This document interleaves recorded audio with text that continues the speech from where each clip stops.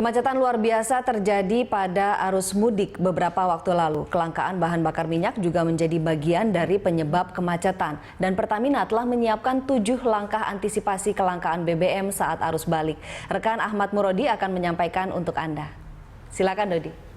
Ya, baik, terima kasih Ani. Dan pemirsa, memang betul sekali Pertamina telah menyiapkan 7 langkah antisipasi khususnya untuk daerah-daerah yang nanti akan dipadati arus balik. Jadi Brebes, Tegal, dan Cikampek yang kita tahu merupakan titik pertemuan antara jalur dari utara, selatan, dan juga timur akan menjadi fokus perhatian dari Pertamina. Kita akan coba lihat 7 langkah antisipasi dari Pertamina. Poin pertama, Pertamina akan menambah mobil tangki BBM berikut awaknya sebanyak 25 pasangan yang beroperasi selama 24 jam. Dan dengan adanya penambahan ini artinya total ada lebih dari 400 mobil tangki BBM yang akan disiapkan untuk memenuhi kebutuhan di Brebes, kemudian Tegal, dan juga Slawi, dan juga untuk menjaga di perbatasan Brebes dan juga Cirebon. Kemudian poin nomor 2, penambahan jumlah petugas operasional, ini baik di terminal BBM termasuk juga petugas lapangan, pemantauan stok, serta kondisi lalu lintas. Selanjutnya, langkah ketiga, Pertamina akan menambah cadangan BBM berbagai jenis di SPBU. Dan poin nomor 4, BBM dalam kemasan akan diperbanyak hingga 55 kiloliter, serta mempersiapkan pengisian ulang sedekat mungkin dengan titik pasokan atau penjualan. Jadi nanti pemirsa akan ada 13 titik kios Pertamax begitu yang akan dioperasikan di jalur Pantura dan juga jalur selatan, dan masing-masing kios ini nantinya akan menjual kurang lebih 200 sampai 400 kemasan BBM. Selanjutnya poin nomor 5, mobil dispenser BBM milik Pertamina akan ditambah. Jadi saat mudik kemarin itu beroperasi 3 unit, yaitu berada di pintu masuk tol Brebes Timur, kemudian ada satu lagi di pertigaan Pantura Pejagan, dan yang terakhir pertigaan Pantura Ketanggungan Jatibarang, yang masing-masing berisi 6.000 liter, 10.000 liter, dan juga 16.000 liter. Dan buat Anda nanti yang ingin kembali ke Jakarta, Anda bisa menemukan mobil dispenser BBM ini nanti di rest area Jakarta Cikampek kilometer 49 sampai 50, dan juga ada beberapa yang standby di bahu jalan tol Cikampek dan juga Brebes. Kemudian langkah nomor 6 adalah mobil pick-up dan motor nantinya akan ditambah untuk distribusi. Kemudian langkah nomor 7, bekerja sama dengan polisi untuk mengawal distribusi BBM, termasuk penjagaan dan pengaturan SPBU, serta mencegah pedagang eceran BBM liar. Jadi memang sudah dipetakan, sudah di-mapping oleh Pertamina. Kemarin ada sekitar 16 titik SPBU, begitu di Tegal dan Brebes, yang memang menjadi incaran, menjadi target atau dalam tanda kutip diserbu oleh pedagang eceran BBM liar. Nah, mereka ini kemudian memanfaatkan momentum dengan menjual BBM setinggi langit, seharga sangat mahal begitu bagi para pemudik yang terjebak kemacetan.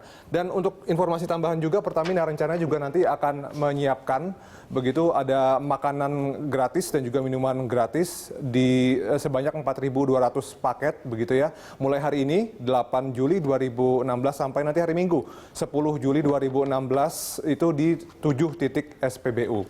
Ya, demikian informasi kami. Ani, silakan Anda lanjutkan dialog. Baik Dodi, terima kasih banyak atas paparannya. Dan pemirsa, kami sudah terhubung dengan Satya Yuda, anggota Komisi 7 DPR RI. Selamat malam Pak Satya. Selamat malam Mbak Ani. Ya Pak Satya, bagaimana Anda melihat kondisi kemacetan pada arus mudik Lebaran beberapa hari lalu? Ya, kalau kita lihat bahwa kemacetan itu nampaknya dari tahun ke tahun ya merupakan satu fenomena yang kita bisa duga sebetulnya. Jadi kemarin Komisi 7 1 minggu sebelum hari Lebaran kita mencoba untuk mendeteksi bagaimana cara kerja dari Pertamina untuk mengantisipasi lonjakan daripada arus mudik dan ketersediaan daripada BBM. Ya, itu ada benchmarknya. Jadi kita minta waktu itu data 3 tahun ke belakang. Jadi kira-kira kenaikannya berapa persen gitu dari tahun 2013, 14, 15. Ya, sehingga di tahun 2016 kita bisa mengantisipasi. Tapi pada waktu itu tol Cipali kan belum jadi ya. Jadi kita melihat bahwa nanti pasti akan ada lonjakan di arus tol Cipali yang merupakan tol baru penghubung yang mempersingkat, di mana di tahun-tahun sebelumnya belum ada. Nah, itu kita melihat, kita mendeteksi volume kendaraan yang akan menuju ke Indonesia atau Jawa bagian timur ya, yang biasanya melewati jalan-jalan tertentu itu. Nah, saya melihat paling tidak di dalam konteks ketersediaan BBM itu patut diapresiasi karena kita tidak melihat paling tidak dari media sosial dan dari beberapa berita gitu bahwa masyarakat komplain atau masyarakat tidak puas gitu terhadap apa yang dilakukan oleh Pertamina saat ini. Tetapi semuanya terantisipasi. Jadi saya melihat ini merupakan langkah yang turut gembira sebagai mitra Pertamina. Komisi 7 melihat ini karena kita jauh hari sebelumnya sudah mewanti-wanti betul gitu.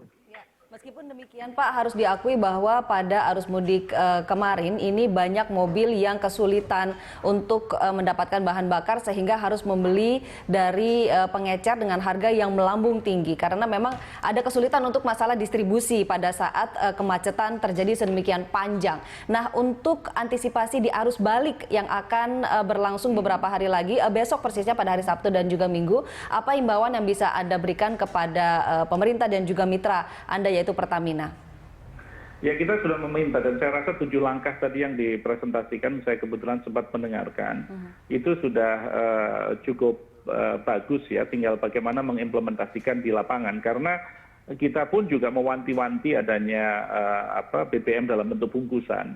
Itu juga rawan sekali sebetulnya karena dengan temperatur tertentu dia bisa menimbulkan masalah.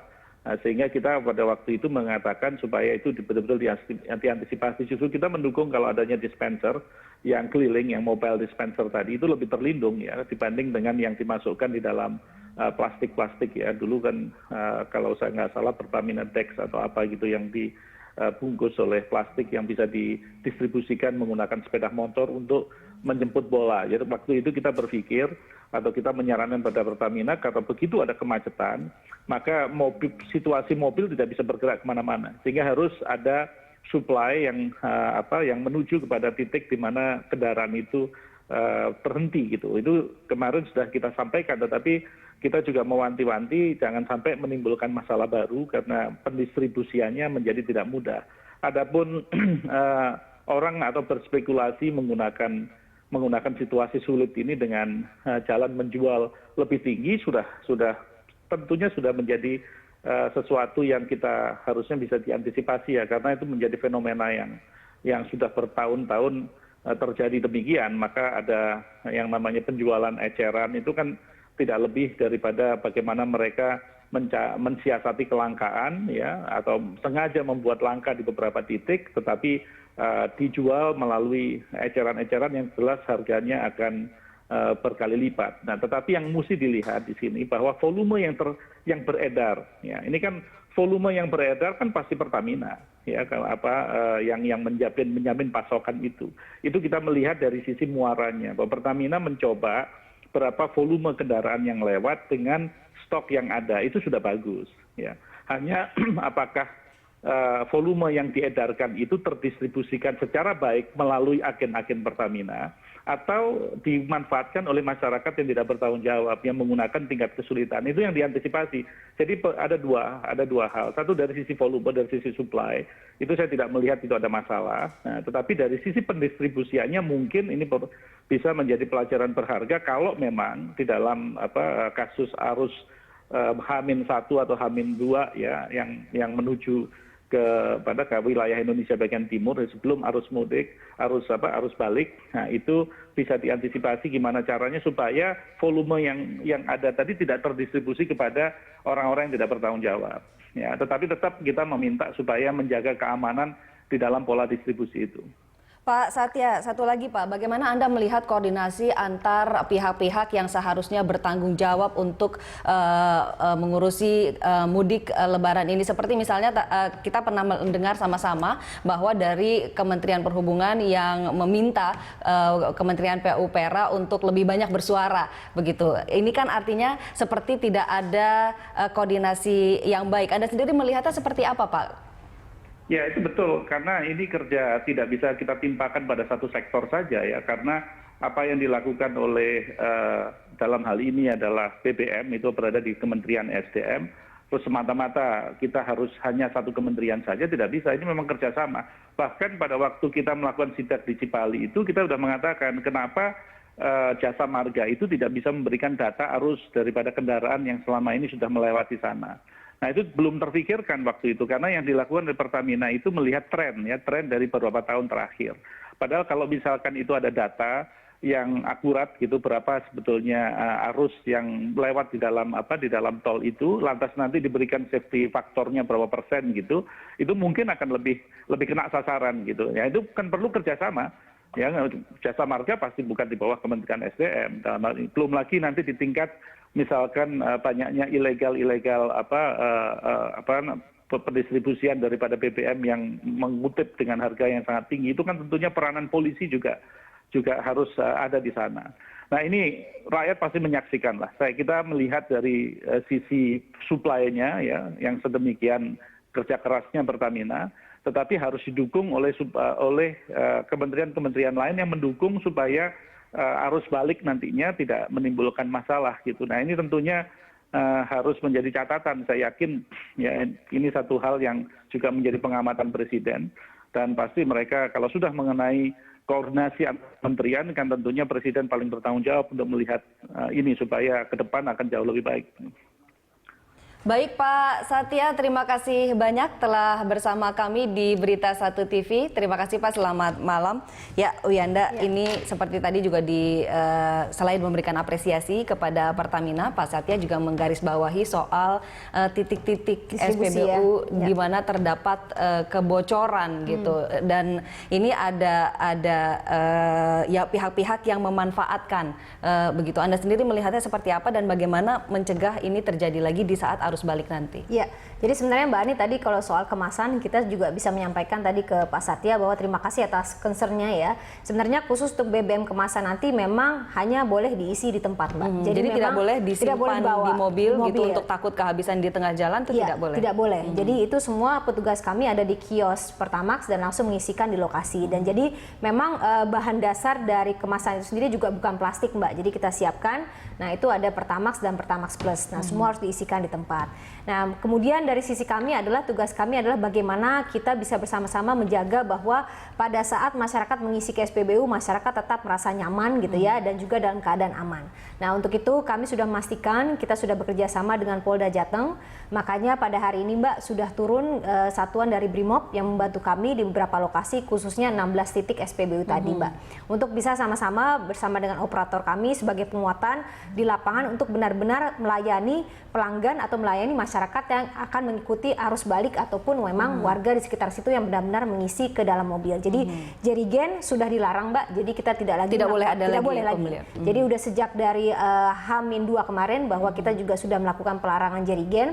Khususnya kita tekankan lagi pada saat hari H dan H+1 ini untuk bisa memastikan bahwa SPBU benar-benar dari dispenser mengisi ke mobil masing-masing. Seperti itu Mbak. Biasanya modusnya adalah naik motor dengan tangki besar lalu bolak-balik gitu. Iya, mengisi lagi, itu yang kita temukan. Itu. Jadi memang banyak laporan dari, karena kita tergabung juga koordinasi, banyak laporan dari para petugas kami di lapangan. Ini sepertinya sudah ada modus atau pola di mana pengendara motor mondar-mandir ya di SPBU untuk mengisi. Nah kedua Mbak Ani, kita juga mendengar bahwa mereka ternyata juga sempat masuk ke Twitter ya, beberapa media nasional gitu ya, yang kemudian menghembuskan rumor-rumor dan isu-isu bahwa di SPBU BBM-nya habis. Nah ini yang membuat kemudian masyarakat menjadi lebih waspada. Nah kami juga kembali menghimbau sekali lagi bahwa kondisi stok kami di SPBU semua siap, apalagi kondisi yang berada di terminal BBM, masing-masing sudah dipenuhi tadi dengan kantong BBM di lokasinya Mbak Ani, dan harapan kami kita backup lagi tadi dengan kios-kios Pertamax ada 13 buah, kemudian kita backup lagi tadi Mbak Ani dengan kemudian mobil SPBU Mobile yang juga dispenser untuk bisa mengisi bahkan masuk lagi ke tol Brebes. Nah apabila diperlukan Mbak Ani kita backup lagi tadi dengan 6 mobil pickup yang selama ini sejak H-2 sudah melayani para pemudik yang masuk atau masih waktu itu berada di tol Brebes. Jadi kita sudah layani kemacetan ya. Ya, kita sudah layani sampai sekitar 6.000 liter untuk Pertamax. Nah, harapannya kalau itu kemudian masih kurang kita siapkan juga motor Mbak Ani. Nah, tapi pada intinya benar sekali tadi Pak Satya katakan bahwa memang Pertamina tidak bisa mengerjakan ini sendirian, Mbak. Apalagi tentunya kami selalu melapor kepada kepolisian apa saja koordinasi yang kami perlukan, dan alhamdulillah saya juga sangat mengapresiasi dan berterima kasih Mbak kepada jajaran kepolisian yang sangat membantu pekerjaan kami di lapangan. Bahkan pengawalan ini dilakukan sampai dini hari, Mbak. Kemudian kita pagi-pagi sudah saling proaktif memberitahu di mana saja lokasi-lokasi terminal BBM yang harus dikawal. Bahkan mobil tangki kami juga dijemput, Mbak. Jadi kalau ternyata saya juga punya waktu itu informasi bahwa kita berangkat waktu itu dari terminal BBM Balongan, ada satu mobil tangki, dia itu berangkat 2:30 sore, Mbak. Padahal jaraknya hanya ke perbatasan Cirebon Brebes yang sekitar 40 km, tapi baru tiba jam 11 siang besoknya. Nah, makanya kemudian untuk lokasi-lokasi yang seperti ini kita langsung minta bantuan polisi untuk menjemput, Mbak. Nah, alhamdulillah ini juga bisa lebih cair supaya mobil tangki ini bisa segera sampai ke SPBU. Oke, baik. Terima kasih banyak atas informasinya dan kita akan lanjutkan perbincangan di segmen terakhir nanti, Uyan. Dan pemirsa jangan kemana-mana, kami akan kembali sesaat lagi.